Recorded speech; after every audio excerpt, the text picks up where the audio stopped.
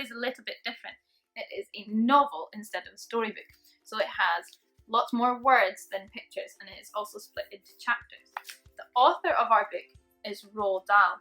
He has written many other books. See if you can comment below and tell me any other books you know that he has written. So, James and the Giant Peach, Chapter 1. Until he was 4 years old, James Henry Trotter had a happy life. He lived peacefully with his mother and father in a beautiful house beside the sea. There was always plenty of other children for him to play with, and there was the sandy beach for him to run about on, and the ocean to paddle in. It was perfect life for a small boy. Then, one day, James's mother and father went to London to do some shopping, and there was a terrible thing happened. Both of them suddenly got eaten up. In full daylight, mind you, and on a crowded street, by an enormous angry rhinoceros which had escaped from the London Zoo.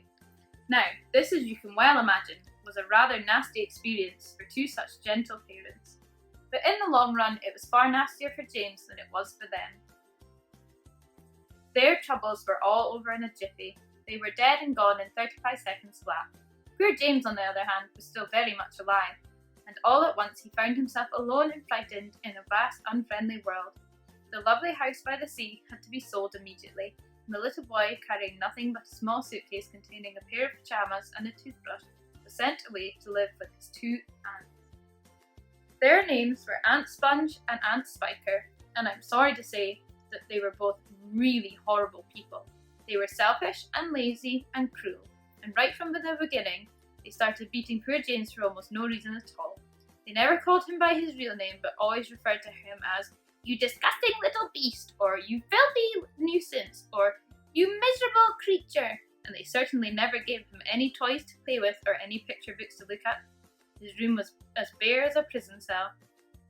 They lived, Aunt Sponge and Aunt Spiker, and now James as well, in a queer ramshackle house on the top of a high hill in the south of England.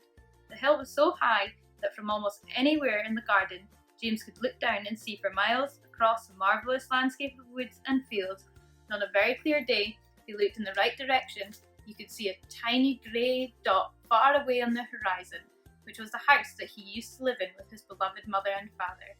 And just beyond that, he could see the ocean itself, a long thin streak of blackish blue, like a line of ink beneath the rim of the sky. But James was never allowed to go down off the top of that hill. Neither Aunt Sponge nor Aunt Spiker could ever be bothered to take him out herself, not even for a small walk or a picnic. He certainly wasn't permitted to go alone. "The nasty little beast will only get into mischief if he goes out in the garden," Aunt Spiker had said, and terrible punishments were promised him, such as being locked up in the cellar with rats for a week, if he even so much as dared to climb over the fence. The garden, which covered the whole top of the hill, was large and desolate, and the only tree in the entire place, apart from a clump of dirty old laurel bushes at the far end, was an ancient peach tree that never gave any peaches. There was no swing, no seesaw, no sandpit, no other children were ever invited to come up the hill to play with poor James. There wasn't much as a dog or cat around to keep him company, and as time went on, he became sadder and sadder and more lonely, and he used to spend hours every day standing at the bottom of the garden, gazing wistfully at the lovely but forbidden world of woods and fields and ocean that was spread out below him like a magic carpet.